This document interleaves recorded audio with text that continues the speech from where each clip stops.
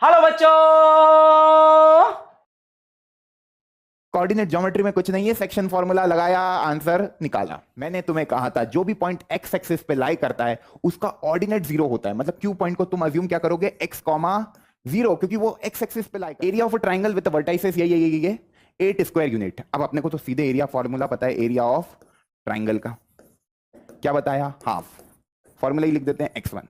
मिले ना मिले ये तो किस्मत की बात है, हम कोशिश ही ना करें ये तो गलत बात है। Hello everyone, welcome to Physics Wallah foundation channel. क्या हाल चाल है प्यारे बच्चा लोग, मचा रहे हो कि नहीं?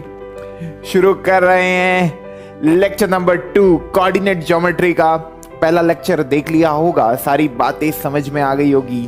कभी कोई कंफ्यूजन है, कोई डाउट है तो लिंक टेलीग्राम ग्रुप की है। टाइमिंग आप लोगों को पता लग गई है, 6 बजे से लेके 8 बजे तक वो ग्रुप ओपन रहेगा। आप जो भी आपके दिमाग में सवाल आ रहे हैं आप वहां पर भेज सकते हैं। जो क्वेश्चन आप कमेंट में पूछ सकते हैं वो तो पूछिए, पर कभी कोई इमेज भेजनी है किसी क्वेश्चन की, आपको लग रहा है टाइप नहीं कर पाऊंगा ये चीज, तो वो वहां पर आप टेलीग्राम ग्रुप पर भेजकर अपने सवाल पूछ सकते हैं। पूछोगे तो सीखोगे, पूछने से कभी घबराने का नहीं और मुस्कुराने का। तो मुस्कुराओ, क्योंकि लेक्चर नंबर 2 है। आज बात करेंगे सेंट्रॉइड की, एरिया ऑफ ट्राइंगल की। ये वाला पार्ट हमारे 2021 के सीबीएसई के सिलेबस से डिलीट हो गया, तो ये वाला पार्ट मैं आखिरी में आज के लेक्चर में पहले मैं कुछ क्वेश्चन कराऊंगा डिस्टेंस फार्मूला और सेक्शन फार्मूला के, उसके बाद ये टॉपिक डिस्कस करेंगे। तो देखते हैं कितने बच्चों को कितनी बातें पिछले लेक्चर की समझ में आई। तो शुरू कर रहे हैं। देखिए भैया, पहला सवाल आप लोगों के लिए, पिछले लेक्चर की बातें कभी सुनी है, कभी सेक्शन फॉर्मूला को समझा है, तो ये सवाल बनना चाहिए। क्या कह रहा है क्वेश्चन? क्वेश्चन क्या कह रहा है बच्चा? क्वेश्चन कह रहा है, बहुत ही प्यारा सवाल है। इफ पी पॉइंट, कोई सा पी पॉइंट बोला इन्होंने, लिख लो क्या है P point. 9a minus 2 minus b, this is your p point. Divide the line segment joining a point कुछ है आपका 3a plus 1 कॉमा -3। कुछ बच्चों ने वीडियो को पॉज भी कर लिया होगा, कॉपी और पेन निकाल कर सॉल्व भी कर रहे होंगे, क्योंकि यही तरीका है मैथमेटिक्स की क्लास अटेंड करने का। केवल बातों को सुनो मत, जब तक करोगे नहीं, जब तक सीखोगे नहीं। खुद से करो, क्योंकि ये पढ़ा चुका हूं, केवल देखना चाह रहा हूं। कुछ सवाल हमने कम किए थे पिछले लेक्चर में, क्योंकि टॉपिक को समझाने में ज्यादा समय हो गया था, तो कुछ और सवाल कराने हैं ताकि आप लोगों का कॉन्फिडेंस बढ़ जाए, है ना। तो वो कॉन्फिडेंस को बढ़ाने के लिए कुछ सवाल लिए हैं। ये प्रीवियस ईयर में पूछे गए सवाल है, वही हमने लिए हैं। ए पॉइंट आपका 3a plus 1 comma -3, B point जो है आपका दैट इज 8a कॉमा 5। कह रहा है पी जो पॉइंट है, ये कोई पी पॉइंट है ना, उसके कोऑर्डिनेट आपको दे रखे। डिवाइड कर रहा है ए बी को, इस ए बी को 3:1 में। तो आपको क्या निकालना है, ए स्क्वायर प्लस बी स्क्वायर की वैल्यू निकालनी है। तो यार मैं सेक्शन फॉर्मूला जानता हूं, पी के कोऑर्डिनेट मेरे को दे रखे हैं, क्या दे रखे हैं, 9a -2 कॉमा -b। मैं जानता हूं 9a -2, मेरे को फॉर्मूला क्या पता है, x बराबर, कभी इसको मैं xy बोलूं, इसको x1 कॉमा y1 बोलूं, इसको x2 कॉमा y2 बोलूं, इसको m1 बोलूं, इसको m2 बोलूं। तो x का फॉर्मूला आपने बताया था कि m2 x1 plus m1 x2 upon m1 plus m2 होता है, जहां पर आपने बताया था कि एक पॉइंट हम x1 कॉमा y1 मानते, जो कि हमारा a पॉइंट है, फिर b पॉइंट हमारा x2 कॉमा y2 होता है, जो उसको डिवाइड कर रहा है वो हमारा p होता है, जो उनको जिस रेशो में डिवाइड कर रहा है वो अपन ने m1 m2 माने थे। तो सबको कंपेयर करके आप जान गए कि m1 की वैल्यू 3 दे रखी है, m2 की वैल्यू 1 दे रखी है, x1 की वैल्यू 3a plus 1 दे रखी है, y1 की वैल्यू -3 दे रखी है, x की वैल्यू 9a -2 दे रखी है, y की वैल्यू -b दे रखी है। सबकी वैल्यू तुम्हारे पास है, केवल इसमें अप्लाई करने का और आंसर निकालने का। तो x तुम्हें पता है 9a माइनस 2, कभी मैं 3a प्लस 1 का इसमें मल्टीप्लीकेशन करूंगा तो 3a प्लस 1 ही आएगा। फिर इसका 3a में करूंगा तो 8a into 3 upon 3 plus 1 that is 4। x की वैल्यू इज 9a माइनस 2, तो 9a minus 2 that is equal to 3a plus 24a। 3a plus 24a होता है 27a प्लस 1 अपॉन 4। इधर भेजोगे तो यह आएगा 36a माइनस 8 बराबर 27a प्लस 1। यहां से देख पा रहे हो यह आएगा 9a बराबर 9। तो आपको समझ में आ गया कि a की वैल्यू आ गई 1, 9/9, that is a is equal to 1। I hope everyone is getting the same value. सबकी a की वैल्यू 1 आ गई होगी, कोई कंफ्यूजन नहीं, सिंपल कैलकुलेशन है, सबका बना, बहुत डिटेल में बता दिया। b कैसे निकालोगे? अरे माइनस b को -3 इंटू 1, 5 इंटू 3 सेक्शन फॉर्मूला लगाने का। तो y का फॉर्मूला भी आपको पता ही है, जैसे y का फॉर्मूला क्या बनेगा, तो y का फॉर्मूला बनेगा m2y1 plus m1y2 upon m1 plus m2। अब y की वैल्यू क्या होगी? y की वैल्यू होगी -b, तो -b रख दिया है ना। बाकी -3 इंटू 1 याद रखने का तरीका बता रखा है आपको, इसका मल्टीप्लीकेशन इसमें, इसका मल्टीप्लीकेशन इसमें, plus 5 into 3 upon 1 plus 3 that is 4, है ना। तो यह आ गया -4b बराबर -3 प्लस 15, बहुत ही प्यारा। -4b बराबर 12, b बराबर -3। आपको a square plus B square की वैल्यू निकालनी थी, a square plus B square की वैल्यू निकालनी थी। b की वैल्यू है -3 का स्क्वायर प्लस a स्क्वायर की वैल्यू, a की वैल्यू है 1, तो 1, यह आ जाएगा 9 plus 1 10। 10 is the answer of the question. किस किस का आ गया था, किस किस ने मचा दिया? मुस्कुराओ, घबराने का नहीं है, केवल मुस्कुराने का है, क्योंकि मैथमेटिक्स है यार, मजा आ रहा होगा क्योंकि बहुत आसान है यार। कोऑर्डिनेट ज्योमेट्री में कुछ नहीं है, सेक्शन फॉर्मूला लगाया, आंसर निकाला, बड़े आगे। अगला एक और प्यारा सा सवाल सीबीएसई 2013 का, क्या कह रहा है क्वेश्चन? पहले पढ़ते हैं क्वेश्चन की लैंग्वेज को, वीडियो को पॉज करेंगे, फिर खुद से अटेम्प्ट करेंगे।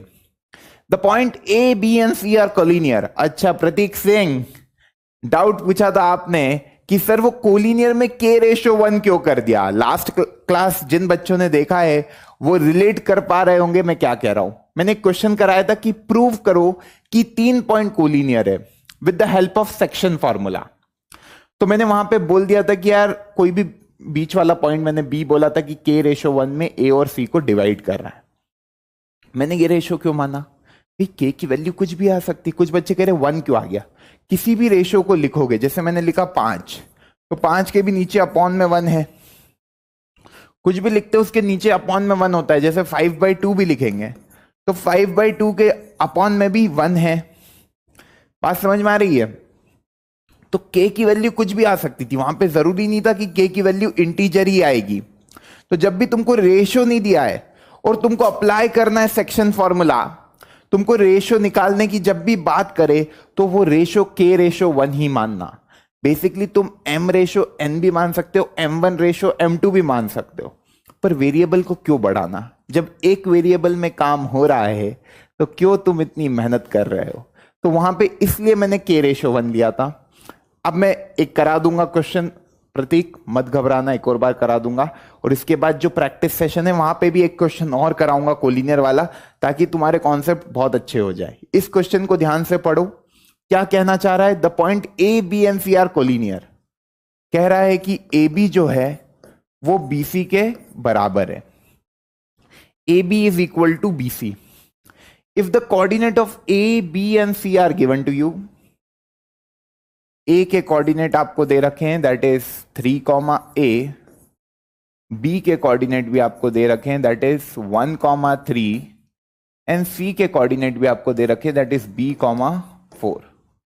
जब बोल रहा है कि ए बी बी सी के बराबर है, तो यार ए बी बी सी के बराबर है, इससे निकल गया कि A B upon B C का रेशियो क्या होगा, 1, 1/1। मतलब ये जो रेशियो है 1:1 होगा, दोनों बराबर है। भाई A B ratio B C क्या होगा, 1 होगा, क्योंकि दोनों बराबर है, दोनों को मान लिया x, तो ए बी की वैल्यू भी x है, बी सी की वैल्यू भी x है, तो 1/1 आ जाएगा। मतलब b जो है वो मिड पॉइंट है a और c का। ये किस किस को चमक रहा है भाई, जब उन्होंने कह दिया कि ए बी बराबर है बी सी के और तीनों पॉइंट कोलिनियर है, इसका मतलब b क्या होगा, मिड पॉइंट होगा a और c का। मिड पॉइंट फॉर्मूला क्या कहता है, 3 + b/2 = 1। तो 1 = b का जो कोऑर्डिनेट है दैट इज 3 × 1 + b × 1, वही 3 + b/1 + 1 दैट इज 2। तो यहां से आएगा 2 = 3 + b की वैल्यू यहां से आ जाएगी -1। ये बात आई समझ में, b की वैल्यू आ गई -1। इसी तरीके से a + 4 अपॉन 2, a + 4/2 = 3। तो a = 6 - 4, that is a = 2। I hope everyone is getting the same answer. b की वैल्यू सबकी -1 आ गई होगी और a की वैल्यू सबकी 2 आ गई होगी। Find the value of a and b, यही निकालना था बस, और कुछ करना ही नहीं था। क्या आसान क्वेश्चन था, क्या आसान क्वेश्चन था। बड़े आगे तो मचा रहे होंगे। सेक्शन फॉर्मूले का है, यहां पे मैंने लगाया मिड पॉइंट फॉर्मूला। जो मैंने तुमको कहा था याद करना है तो कर लेना। x की वैल्यू होती है x1 + x2/2 और y की वैल्यू होती है y1 + y2/2। ये मैंने आपको बताया था, this is mid point formula जब 1:1 में डिवाइड होता है। ठीक है, चलो बढ़ते हैं आगे। अगला सवाल, यहां पर पिछली क्लास का एक और कॉन्सेप्ट लगेगा। मैंने बताया था जब रेशियो एक्सटर्नली डिवाइड होता है, बहुत आसान चैप्टर है, कुछ नहीं करना है। फाइंड द कोऑर्डिनेट निकालने उस पॉइंट के विच divide the line segment joining the point -1, -2 and 2, 3 externally. ये वर्ड का यहां पे यूज है बच्चा, इसको ध्यान से देखो। एक्सटर्नली का मतलब क्या बताया था, इन द रेशियो 5:3। किन किन को चमका, वीडियो को पॉज करो, अटेम्प्ट करो, आंसर कमेंट करो। मचा रहे हो कि नहीं बताओ कमेंट में लिख के। एक्सटर्नली का मतलब होता है, मैंने कहा था कि कह रहा है कि ये 2 पॉइंट आपके दे रखे, देखो दोनों पॉइंट को बनाया। एक पॉइंट है -1, -2, एक पॉइंट है 2, 3। अब कह रहा है एक्सटर्नली डिवाइड कर रहा है, मतलब ये जो पॉइंट है ना, जैसे ए बी, अब जो PA/PB का जो रेशियो है, वो रेशियो तो दे रखा है आपको 5/3, पर ये कैसा है, एक्सटर्नली है। मतलब P पॉइंट कहां होगा, AB के बाहर। तभी तो तुम देखो PA/PB इज बेसिकली 5/3। PA बड़ा डिस्टेंस है, PB छोटा डिस्टेंस है, रेशियो 5/3 है। एक्सटर्नली का मतलब ये होता है। इंटरनली जब डिवाइड हो रहे थे तो ये देखो, जब बात इंटरनली की हो रही थी तो पॉइंट जैसे A और C को ये B पॉइंट इंटरनली डिवाइड कर रहा है 1:1 में, क्योंकि उनके बीच में आ रहा है। यहां पे भी अपन बात करें तो AB/BC 1/1 आ रहा है, which is B divide AC internally in the ratio 1:1, है ना। ये कह सकते हैं यहां पर जो P पॉइंट है वो एक्सटर्नली डिवाइड कर रहा है A और B को। मैंने ऐसे ही मान लिया कि यार ये मेरा कोऑर्डिनेट A है, ये मेरा कोऑर्डिनेट B है, और जो डिवाइड कर रहा है वो मेरा P पॉइंट है, उसके कोऑर्डिनेट मान लो x, y है। मैंने तुमको क्या बोला था, लॉजिक क्या बताया था, लॉजिक मैंने सिंपल सा बताया था कि जो तुम्हारा एक्सटर्नली में रेशियो होता है 5:3, फॉर्मूले में क्या लगता है, -5:3, -5:3। मतलब इस क्वेश्चन को मैं ऐसा लिख सकता हूं, ये A है, कभी मेरे को P को बीच में ही लिखना है तो ये रेशियो को क्या लिख दूंगा, -5:3। ठीक है, इस तरीके से केवल याद रखने के लिए कि हाउ टू अप्रोच, ये बताया था।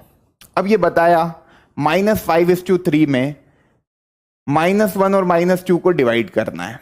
ठीक, तो फॉर्मूला आपको पता है x बराबर क्या होगा, -1 का मल्टीप्लीकेशन, इधर देखें अपन तो ये 5 ये 3 माइनस का लगा दो, ठीक है, तो -5/3 में डिवाइड कर रहा है ए बी को, तो -1 का मल्टीप्लीकेशन होगा 3 के साथ, 2 का मल्टीप्लीकेशन होगा -5 के साथ, अपॉन -5 + 3।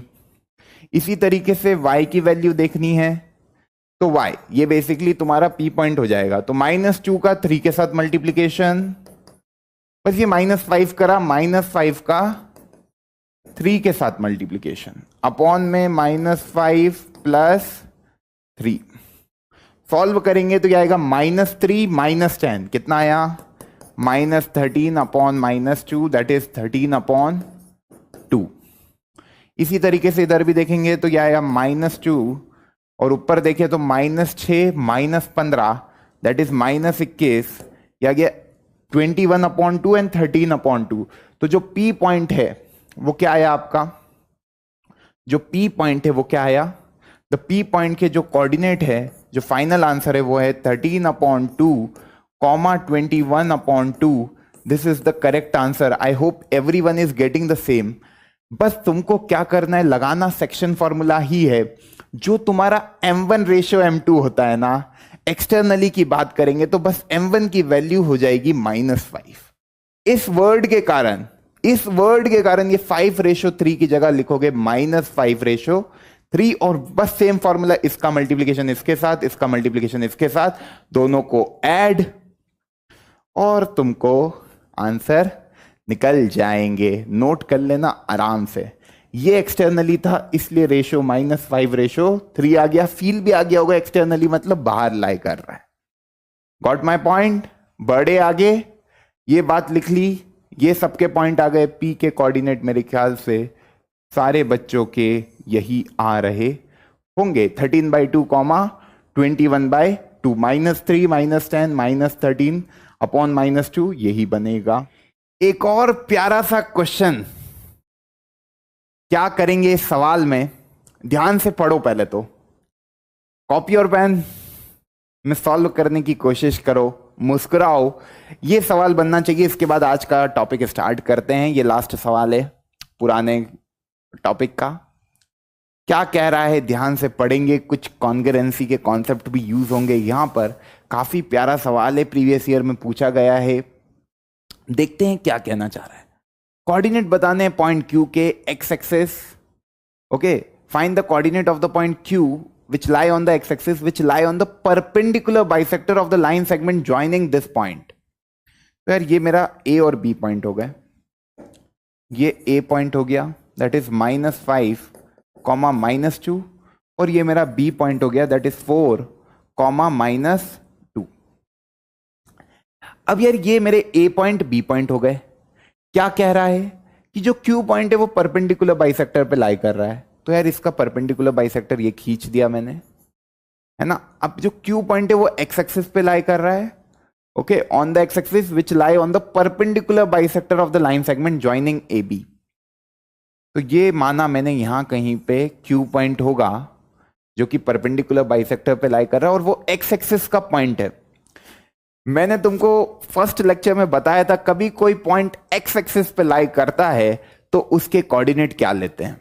भाई वो x एक्सिस पे लाई कर रहा है मतलब उसका ऑर्डिनेट 0 है, मतलब उसका y कोऑर्डिनेट 0 है, तो उसको अज्यूम कर सकते हैं x, 0।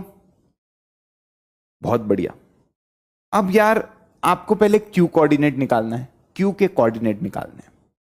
कभी ये परपेंडिकुलर बाइसेक्टर पे लाई करता है तो मैंने क्या किया, ज्वाइन कर दिया AQ को और BQ को।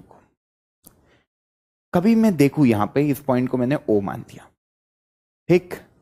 ये Q point perpendicular bisector AB के परपेंडिकुलर बाइसेक्टर पे लाई कर रहा है ना। और ये कुछ इस तरीके से AQB एक ट्राइंगल भी बन रहा है ना। ये कुछ प्यारा सा ट्राइंगल भी हमारा फॉर्म हो रहा है, जो कि बहुत अच्छी बात है ना। ये एक प्यारा सा ट्राइंगल भी फॉर्म हो रहा है।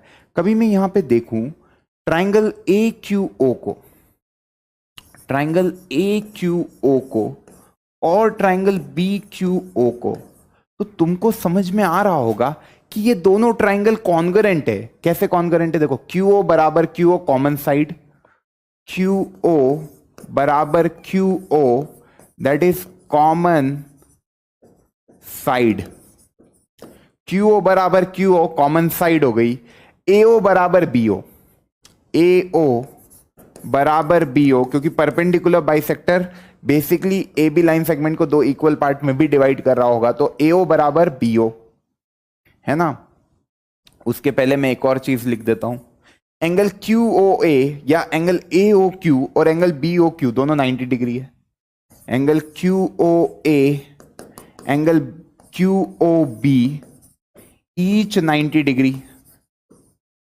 बाय SAS मेरे को दिख गया होगा, आप लोगों को सबको ये बात समझ में आ गई होगी कि AO बराबर BOB है, बिकॉज परपेंडिकुलर बाइसेक्टर लिखा है क्वेश्चन में, है ना। तो बाइसेक्टर भी होगा एज वेल एज परपेंडिकुलर भी होगा, है ना। तो परपेंडिकुलर बाइसेक्टर है क्वेश्चन में गिवन। बहुत प्यारी बात है। तो मैं कह सकता हूं triangle AQO is congruent to triangle BQO। यार अब कभी ट्राइंगल AQO कॉन्ग्रुएंट हो गया ट्राइंगल BQO के, तो चमका कि नहीं? CPCT AQ जो होगा वो BQ के बराबर होगा। कभी ये प्रॉपर्टी पता है तुम लोगों को कि परपेंडिकुलर बाइसेक्टर पे कोई सा भी पॉइंट कहीं पे भी ले लो, वो इक्विडिस्टेंट होता है लाइन सेगमेंट के एक्सट्रीम पॉइंट से। मतलब ये वाला डिस्टेंस हमेशा इस वाले डिस्टेंस के बराबर होगा। AQ हमेशा BQ के बराबर होगा। ये Q पॉइंट यहां भी हो, यहां भी हो, कहीं पे भी हो। कभी ये परपेंडिकुलर बाइसेक्टर पे लाई कर रहा है तो इसका डिस्टेंस दोनों पॉइंट से लाइन सेगमेंट के बराबर होगा। एक कंस्ट्रक्शन भी आपने 9th में किया होगा तो वो याद भी आ गया होगा, है ना, ये पता होगा। नहीं पता है तो प्रूफ देख लो, ठीक। अब ये Q पॉइंट एक्स एक्सिस पे x,0 इस तरीके से, तो AQ बराबर BQ है बाई CPCT। तो डिस्टेंस फॉर्मूला लगा देते हैं तो x की वैल्यू निकल जाएगी। अच्छा, ये पूछ रहा है name the type of triangle formed by this, तो ये तो आप डायरेक्टली बता सकते हो QAB।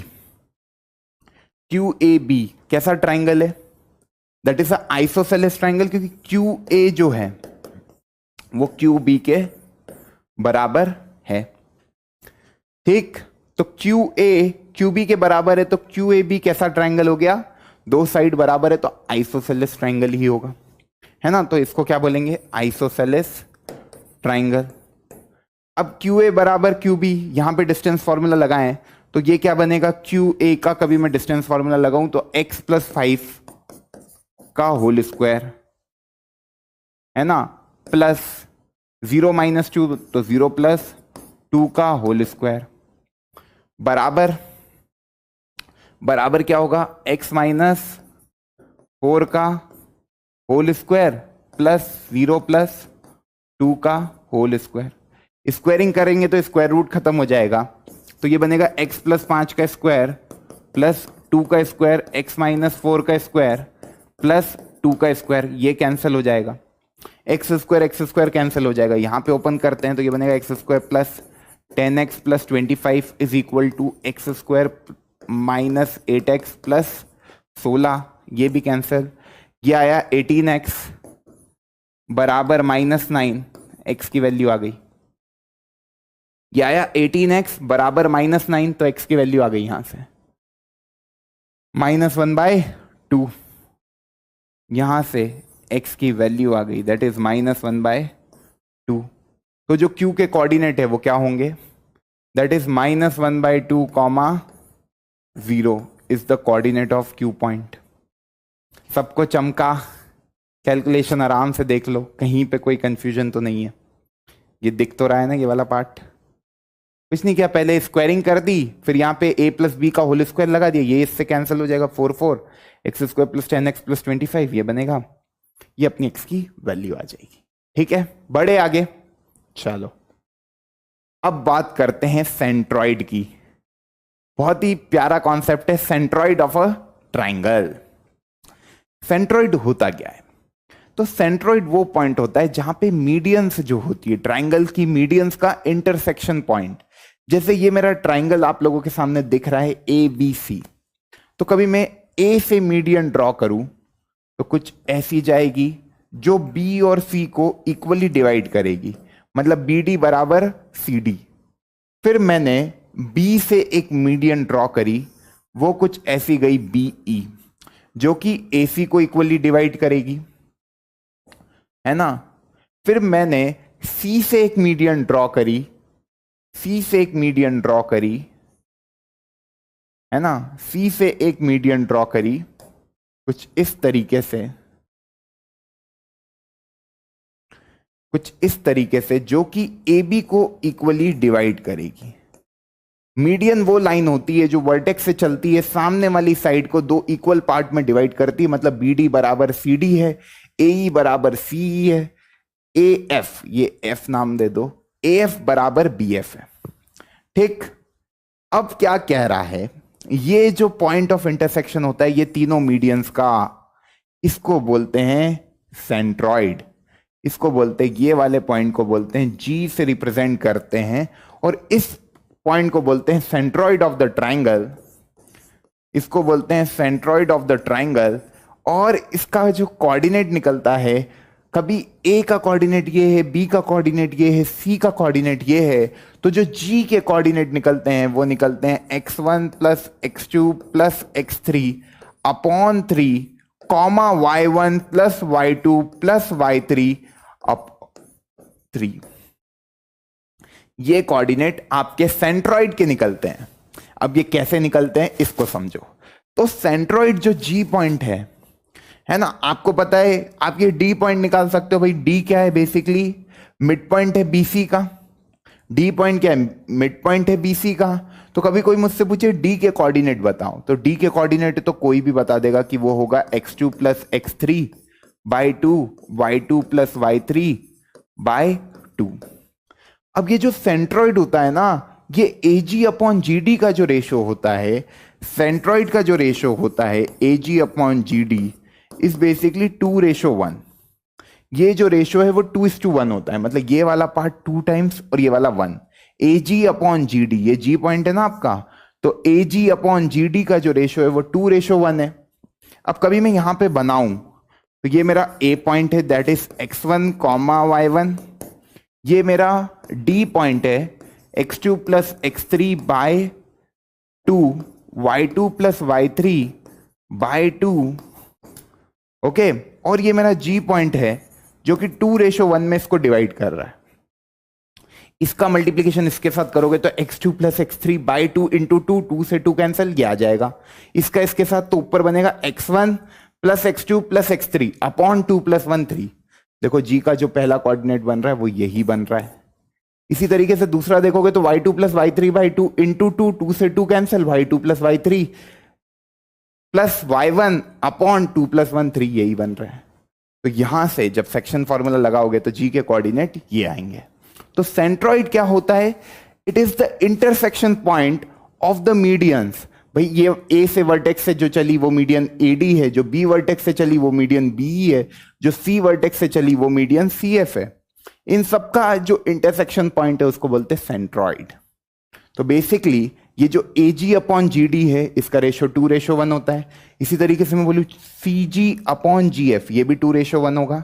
बी जी अपॉन जी, ये भी 2:1 होगा। ठीक है, नोट कर लो, बहुत बेसिक बातें थी, सारी बातें समझ में आ गई होगी। इंपॉर्टेंट ये है, डेरिवेशन इंपॉर्टेंट नहीं है, इंपॉर्टेंट ये है। अब ये तो सिलेबस से हट गया तो कुछ बच्चे बोलेंगे क्यों इंपॉर्टेंट है, क्योंकि ये 11th में बहुत यूजफुल है, तभी पढ़ा रहे हैं, है ना। समय है तो समझ लो। ठीक है, बड़े आगे चलो सवाल कर लेते हैं। क्या बोला है, कोऑर्डिनेट बताना है सेंट्रॉइड ऑफ द ट्राइंगल के, उसकी वर्टाइसेस आपको दे रखी है। ये ट्राइंगल बनाया है ना, ये ट्राइंगल बनाया,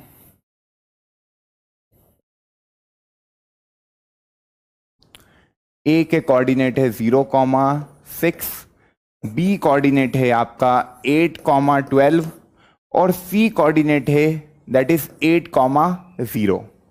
अब क्या करोगे, सेंट्रॉइड निकालना है, सीधा लगा देंगे, ये जी पॉइंट निकालना है। हमको पता है x1 plus x2 plus x3 upon 3। जी के जो कोऑर्डिनेट होते हैं that is x1 0 plus 8 plus 8 upon 3 y1 plus y2 plus y3 that is 6 plus 12 plus 0 upon 3। तो जी के कोऑर्डिनेट आ गए that is 16 upon 3 comma 18 upon 3 that is 6। तो जी के coordinate आ गए 16 upon 3 comma 6 is the correct answer. I hope everyone is getting the same. कुछ नहीं करना है, केवल आपको ये फॉर्मूला लगाना था x बराबर x1 plus x2 plus x3 by 3 and y बराबर y1 plus y2 plus y3 by 3। I hope everyone is getting the same answer. कोई प्रॉब्लम नहीं है, ये x1 होता है, ये x2 होता है, ये x3 होता है, ये y1 y2 y3 लगाया, आंसर निकाला। बढ़ते हैं आगे। Find the value of k। ये कह रहा है कि यार ये कोई मीडियन है ट्राइंगल की whose vertices are at the point this। बहुत बढ़िया। अगला सवाल, वीडियो को पॉज करो, क्वेश्चन को खुद से अटेम्प्ट करो। ए का कोऑर्डिनेट दे रखा है, डायग्राम बनाना, बस हर क्वेश्चन में डायग्राम बनाना तभी फील आएगा। 0,4 सी जो है दैट इज -5,2।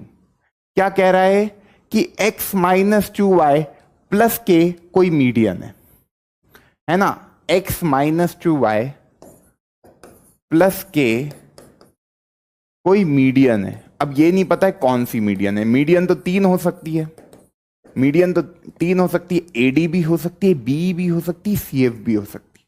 तो तुम वर्टेक्स के पॉइंट इसमें पुट नहीं कर सकते।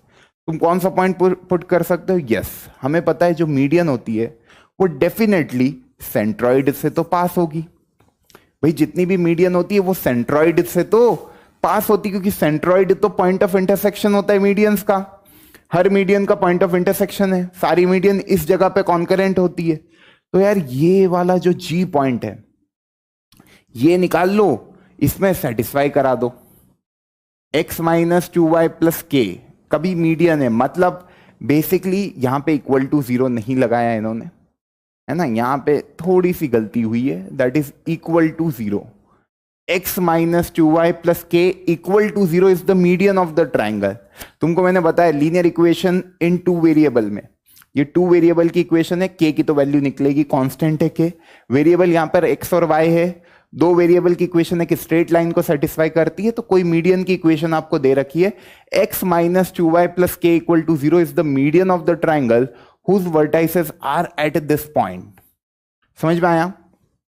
कभी ये लाइन मीडियन है तो बेसिकली ये लाइन आपके सेंट्रॉइड को सेटिस्फाई करेगी, है ना। तो सेंट्रॉइड के कोऑर्डिनेट निकालते हैं सबसे पहले। तो जी के जो कोऑर्डिनेट निकलेंगे that is -1 plus 0 -5, -1 plus 0 -5 upon 3 comma 3 plus 4 plus 2, 3 plus 4 plus 2 upon 3। तो ये जी के कोऑर्डिनेट सबके निकल गए, दैट इज -2 कॉमा 4 3 7 2 9 3 -2 कॉमा 3। ये आपका आ गया सेंट्रॉइड के कोऑर्डिनेट, है ना। ये सेंट्रॉइड के कोऑर्डिनेट आ गए, that is -2 comma 3।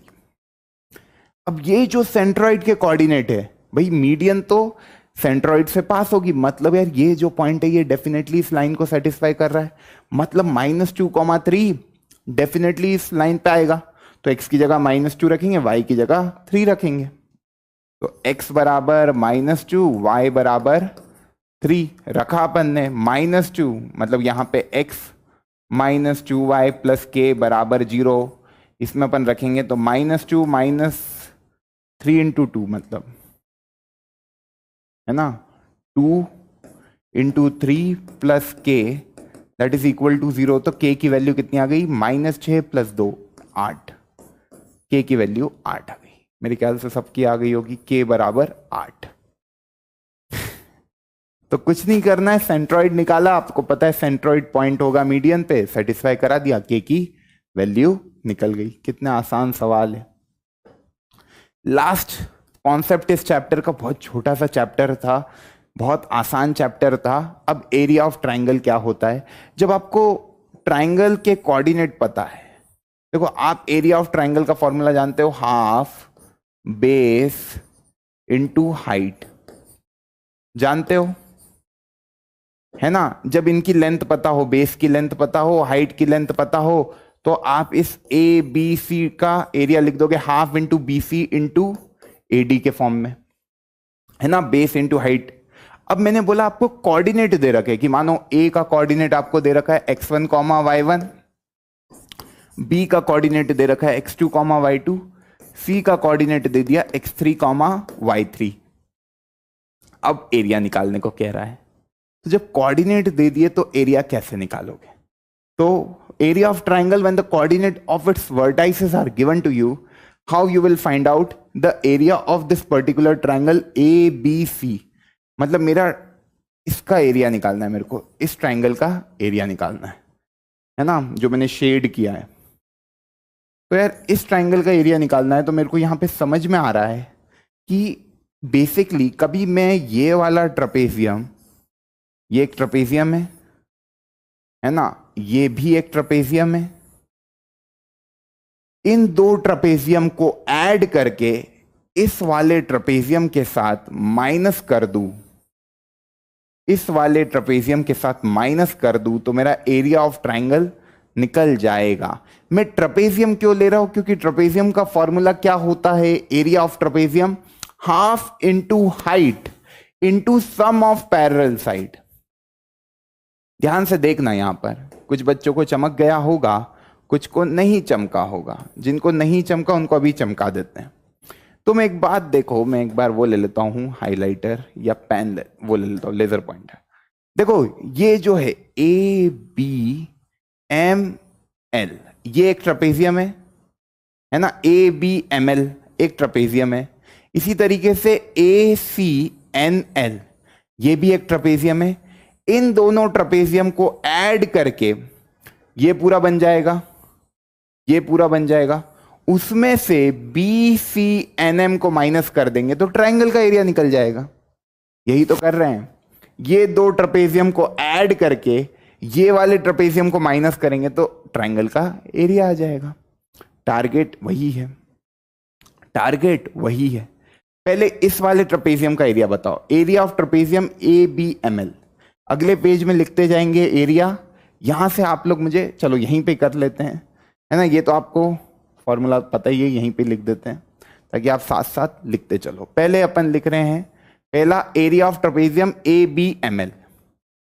Area derive कर रहा हूं, हाँ मैं एरिया का formula, trapezium A B M L. जिन बच्चों को एरिया ऑफ ट्रपेजियम का फॉर्मूला नहीं आता उनके लिए मैं यहां पे एरिया का फॉर्मूला लिख देता हूं कि एरिया ऑफ ट्रपेजियम का फॉर्मूला होता क्या है, that is half into height into sum of parallel sides. ये होता है एरिया ऑफ ट्रपेजियम का फॉर्मूला। तो area of trapezium A B M L है, तो हाफ, हाइट क्या है बच्चा, हाइट क्या है बताओ जरा, हाइट क्या है, area of trapezium A B M L. तो ए बी एम एल को कभी मैं देखो, केवल ए बी एम एल को देखो, तो हाइट इसमें क्या होगी, ये हाइट होगी और ये दो पैरेलल साइड्स का सम होगा, तो हाइट होगी एम एल, है ना, हाइट होगी एम एल और सम ऑफ टू पैरेलल साइड्स क्या होगी, बी एम और ए एल। बात समझ में आ रही? ये ट्रपेजियम में दो पैरेलल साइड ये है, दो पैरेलल साइड ये है, ये हाइट होती है जो कि परपेंडिकुलर होती है पैरेलल साइड के। तो ये एम एल क्या है आपकी हाइट और पैरेलल साइड हो गई आपकी B M plus A L. इसकी वैल्यू पुट कर दो, तो हाफ एम एल की वैल्यू बताओ, एम एल देखो ये पूरा कितना है x1 क्योंकि उसका कोऑर्डिनेट x1 है, ये कितना है x2, तो x1 में से x2 घटा दो, है ना, x1 में से x2 घटा दो तो ml की वैल्यू आ गई, x1 में से x2 घटा दिया। अब bm कितना है, दैट इज y2, ये y2 है और ये पूरा कितना है y1 है क्योंकि a का कोऑर्डिनेट, मतलब इधर क्या आएगा y2 प्लस y1। कोई समस्या किसी को नहीं होगी। ये अपना आ गया area of trapezium A B M L. उसके बाद अगला ट्रपेजियम कौन सा लेना है, एरिया ऑफ ट्रपेजियम, मेरे ख्याल से ये सबको समझ में आ रहा होगा। अगला ट्रपेजियम ले लो, ACNL, ACNL, है ना, दूसरे पेन से लिखते हैं। तो हाफ, इसके लिए हाइट क्या होगी, ये होगी NL into sum of parallel sides क्या होगी इस ट्रपेजियम के लिए, ये वाला ट्रपेजियम देख रहे हैं, इस ट्रपेजियम के लिए हाइट हो गई NL, sum of parallel side ये दोनों, ये है Y1 वो है Y3, मतलब AL plus NC, AL plus NC। ठीक है, बहुत बढ़िया बहुत बढ़िया। बस अब पुट करो इसमें वैल्यूज, तो ये आ जाएगा हाफ NL, NL कितना है ये, दैट इज x3 में से x1 गया, ये पूरा x3 है, उसमें से x1 जाएगा तो NL की वैल्यू आ जाएगी that is x3 minus x1 into AL plus NC, AL कितना है ये है, प्लस NC कितना है Y1 प्लस Y3।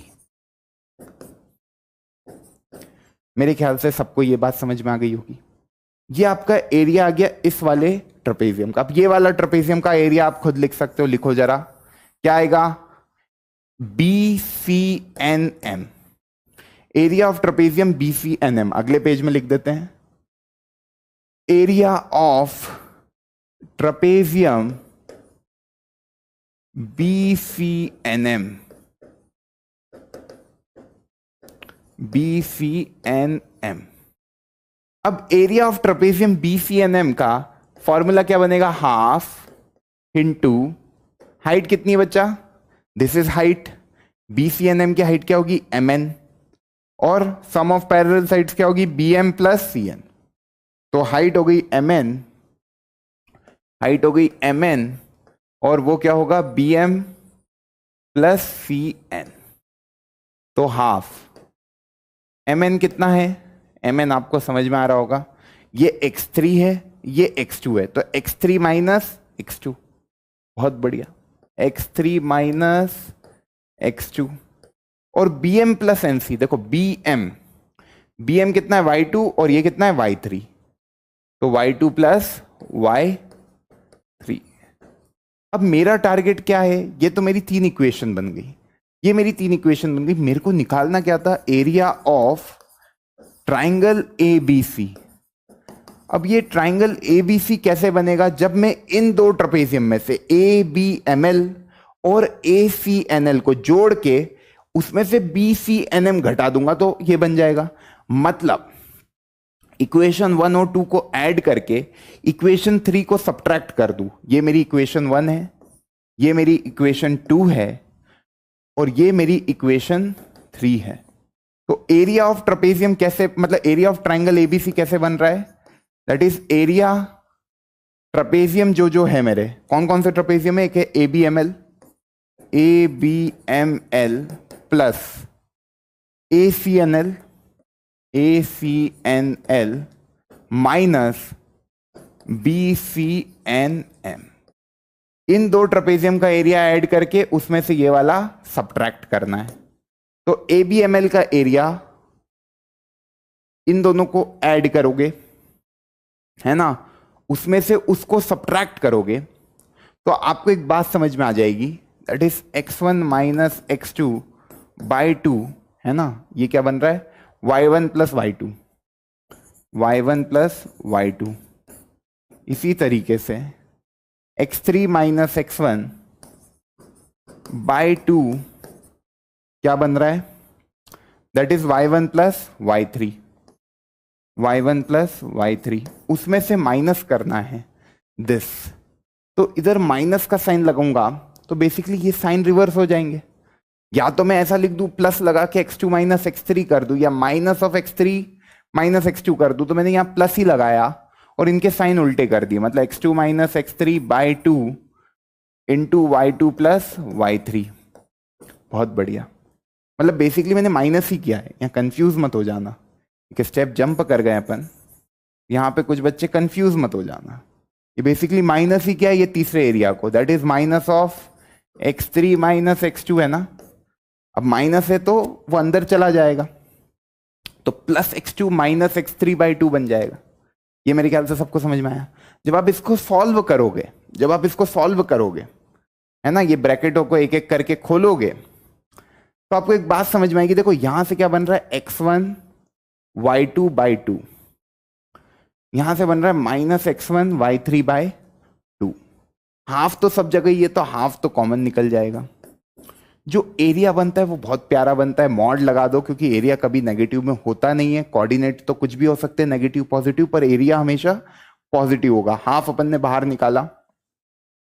मैं जब x1 लिखूंगा, x1 के साथ क्या आ रहा है, y1, है ना, y1 माइनस, देखो x1 के साथ क्या आ रहा है, y1, है ना, x1 y1 और माइनस x1 y1 कैंसिल हो गए। फिर x1 के साथ y2 आ रहा है ना, x1 y2 आ रहा है, और x1 के साथ y3 माइनस का आ रहा है, तो y2 माइनस y3 बिल्कुल सही ये बनेगा। देख पा रहे हो, आराम से ओपन करो अपनी नोटबुक में, समझ में आएगा यही बन रहा है। क्यों ये बन रहा है, क्योंकि x1 y1 प्लस का बन रहा है, इधर माइनस का बन रहा है, कैंसिल हो जाएगा। इसी तरीके से x2 y2 इधर माइनस का बन रहा है, इधर देखो इधर प्लस का बन रहा है, माइनस माइनस प्लस हो जाएगा ना, तो x2 y2 प्लस का बन रहा है, इधर माइनस का बन रहा है, कैंसिल हो जाएगा। x3 y3 भी कैंसिल हो जाएगा, इधर देखो प्लस का बन रहा है, उधर माइनस का बन रहा है, ठीक, तो वो कैंसिल हो जाएंगे। बचेगा क्या, ये बचेगा। बहुत अच्छे से रिलेशन बनता है। ये x1 आया, अगले में लिखोगे x2। अब x2 लिख दिया तो y3 माइनस y1। देख भी पा रहे हो, x2 के साथ जब मैं प्लस x2 लिखूंगा, जब मैं प्लस x2 लिखूंगा तो ये माइनस y1 हो जाएगा, और इधर प्लस x2 के साथ y3 आता है। प्लस x3 लिखूंगा तो ये आएगा y1 माइनस y2, और ये मॉड। ये प्यारा सा फॉर्मूला होता है एरिया ऑफ ट्राइंगल ABC।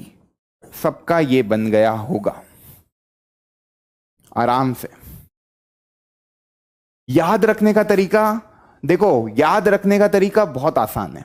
जब तुम डायग्राम को देखोगे, हाफ तो ले ही लिया, x1 लिखा y2 माइनस y3, फिर x2 लिखा y3 माइनस y1, फिर x3 लिखा y1 माइनस y2। इस तरीके से आपको चलना है। x1 लिखा तो x1 को छोड़ दो, मतलब y1 को छोड़ दो, y2 माइनस y3, यही लिखा। देखो x1 के साथ y2 माइनस y3 मल्टीप्लीकेशन में आएगा। x2 के साथ x2 को लिखना है तो ये वाले को छोड़ के y3 माइनस y1, देखो यही लिखा है, y3 माइनस y1। x3 लिखना है तो y1 माइनस y2, देखो y1 माइनस y2।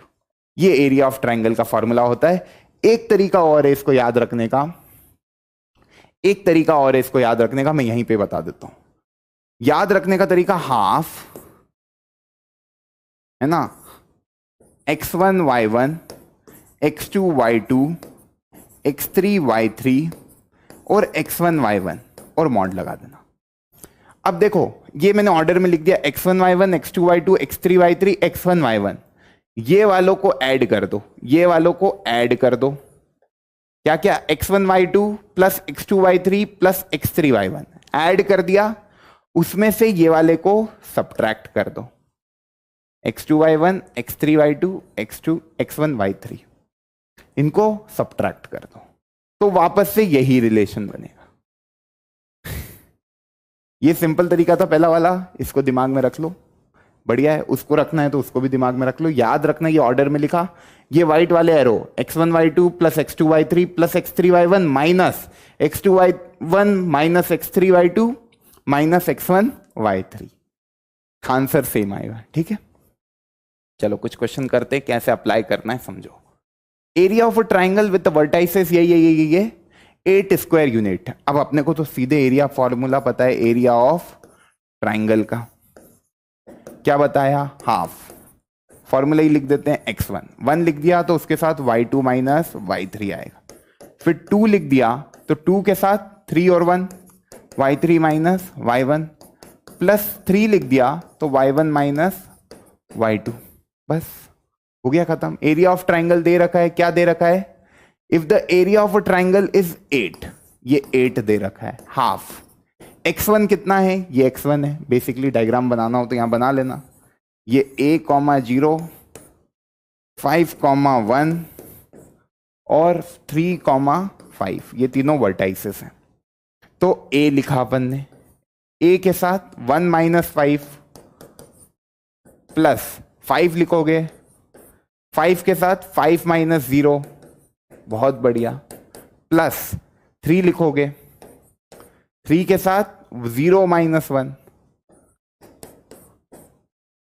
फॉर्मूला याद रखने का नहीं है, पैटर्न याद रखने का। ये उधर जाएगा, 16 आ जाएगा, इज इक्वल टू मॉड लगा जाएगा।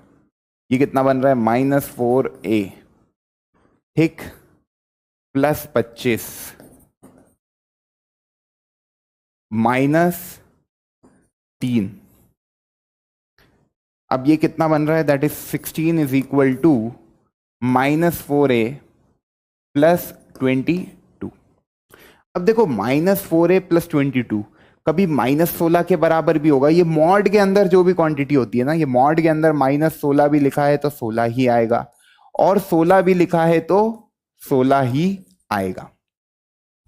तो ये नेगेटिव क्वांटिटी भी हो सकती है, मतलब ये -16 के बराबर भी हो सकती है और ये 16 के बराबर भी हो सकती है। मतलब मॉड ऑफ -4 क्या होता है, 4, और मॉड ऑफ 4 भी क्या होता है, 4। मॉड लगा दिया मतलब आपको पॉजिटिव आंसर ही लेना है। तो -4a प्लस 22 -16 भी हो सकता है, और -4a प्लस 22 प्लस 16 भी हो सकता है, ठीक। तो -4a, यहां पे बच्चे गलती करते, केवल एक आंसर ले लेते 16 वाला, है ना। ये भी हो सकता है और वो भी हो सकता है। तो -4a, इधर से आया -6, तो a की वैल्यू आ गई 3/2। इसी तरीके से -4a प्लस 22 -16 भी हो सकता है, यह जगह -4a -22 -16, है ना, 6 2 8 -38 -4a, यह जगह a बराबर 19/2। दोनों करेक्ट है, दोनों करेक्ट आंसर है, ठीक है।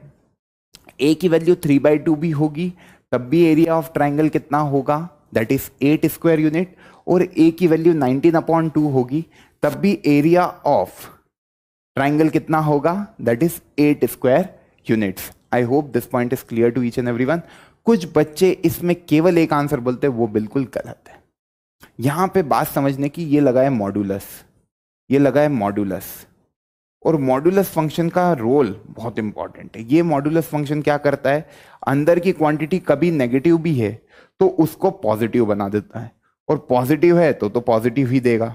मतलब इसके अंदर कोई नेगेटिव नंबर भी जाएगा तो वो भी क्या दे देगा, पॉजिटिव क्वांटिटी। तो यार -4a प्लस 22 16 के बराबर है, इसका मतलब ये -16 भी हो सकता है और ये +16 भी हो सकता है। बात समझ में आई, तभी तो आउटपुट 16 आएगा। तो आपको दोनों केसेस लेने पड़ेंगे। और है ये, और बात समझ में आई, थोड़ी हाई फाई बातें हो गई, पर इतना मैं उम्मीद करता हूं समझ में आया होगा। जब भी मॉड्यूलस फंक्शन दिखे, जैसे यार कुछ भी बन गया, जैसे x प्लस 2 का मॉड का वैल्यू है 4, तो अब तुमसे पूछ रहा है x का वैल्यू बताओ।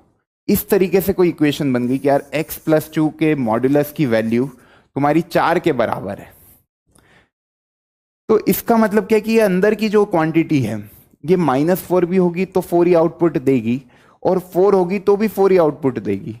तो x प्लस 2 की वैल्यू +-4 के बराबर हो गई, तो x की वैल्यू +-4 -2 के बराबर हो गई। एक बार +4 लोगे तो 2 आएगा, और एक बार -4 लोगे तो -6 आएगा। तो -6 भी रखोगे तो -6 + 2 4 ही देगा, और 2 रखोगे तो 2 + 2 का मॉड भी 4 ही देगा। बस समझ में, इसलिए 2 आंसर आते हैं। I hope this point is clear to you. अब देखो a की वैल्यू 3/2 यहां रखो, a की वैल्यू 3/2 यहां रखो, कितना रहा, -6 + 22 16 आ रहा है। अब एक बार a की वैल्यू 19/2 रखो, तो 19/2 रखो, तो ये आ जाएगा 19 × 2, दैट इज -38 + 22, -16 आ रहा है, उसका मॉड भी 16 के बराबर होता है। समझ में आई बात? तो 2 आंसर आएंगे। अब ये क्वेश्चन होमवर्क दे रहा हूं। अब तुम बोलोगे एरिया ऑफ क्वाड्रिलेटरल कैसे निकालेंगे। तुमको एरिया ऑफ ट्राइंगल सिखाया है ना, क्वाड्रिलेटरल बनाया, A B C D, है ना। A के कोऑर्डिनेट कितने हैं, 1, 1, B के कोऑर्डिनेट कितने हैं, 7, -3, C के कोऑर्डिनेट कितने हैं, 12, 2 और डी के कोऑर्डिनेट कितने 7,21। अब तुमको यहां पर इस एरिया का मतलब एरिया ऑफ क्वाड्रिलेटरल निकालना है, तो तरीके दो है। एक तो तुम ट्रायंगल फॉर्म कर लो, दो एक बार एरिया ऑफ ट्रायंगल एडीसी निकाल लो, अभी जो ट्रायंगल फॉर्मूला बताया है, और एक बार एरिया ऑफ ट्रायंगल एबीसी निकाल लो। दोनों को ऐड कर दोगे तो पूरे क्वाड्रिलेटरल का एरिया आ जाएगा। ये तरीका आ गया। एक तरीका है शॉर्टकट, है ना, दो क्वाड्रिलेटरल मत करो, सीधे ये कर लो, half x1 y1 x2 y2 x3 y3 x4 y4 और x1 y1। Area of quadrilateral निकालना है, ये सबको जोड़ देना, इधर वालों को जोड़ देना, और ग्रीन वालों को जोड़ने के बाद ब्लू वालों को घटा देना उनमें से। मतलब जो फॉर्मूला बनेगा एरिया ऑफ क्वाड्रिलेटरल का वो बनेगा हाफ, जोड़ दोगे तो x1 y2 plus x2 y3 plus भाई x1 y2 x2 y3 x3 y4 plus x4 y1, फिर घटा देना, minus x2 y1 minus x3 y2 minus x4 y3 और माइनस x1 y4 और मॉड लगा देना। तो ये अपना एरिया ऑफ क्वाड्रिलेटरल का फॉर्मूला आ गया। ये x1 y1, ये x2 y2, ये x3 y3, ये x4 y4। ऑर्डर इंपॉर्टेंट है, इस तरीके से लिख देना और सॉल्व कर देना। आई होप ये वाला क्वेश्चन खुद से करोगे। अटेम्प्ट करना नहीं आता है, नेक्स्ट क्लास में तो बिल्कुल डिस्कस करेंगे ये वाले क्वेश्चन को, है ना, बिल्कुल करेंगे। तो बस ये था आज का, नोट कर लो इसको। मुस्कुराते रहो बच्चों, मचाते रहो। ये हमारा कोऑर्डिनेट ज्योमेट्री की जो थ्योरी है वो कंप्लीट हो गई। मतलब यहां पे आपका पूरा कोऑर्डिनेट ज्योमेट्री मैंने कंप्लीट करा दिया। बहुत छोटा टॉपिक था, है ना, पर बहुत इंपॉर्टेंट है, बहुत ज्यादा इंपॉर्टेंट है। कभी मैं और अच्छे से बोलूं, और जितने क्वेश्चन करोगे उतनी ज्यादा कॉन्फिडेंस बढ़ेगा। तो ये बात इंपॉर्टेंट है, इसको नोट कर लेना, ठीक है। मन लगा के पढ़ाई करते रहो। मिलते हैं नेक्स्ट क्लास में, तब तक के लिए बाय बाय, टेक केयर। पढ़ाई करते रहें। All the very best.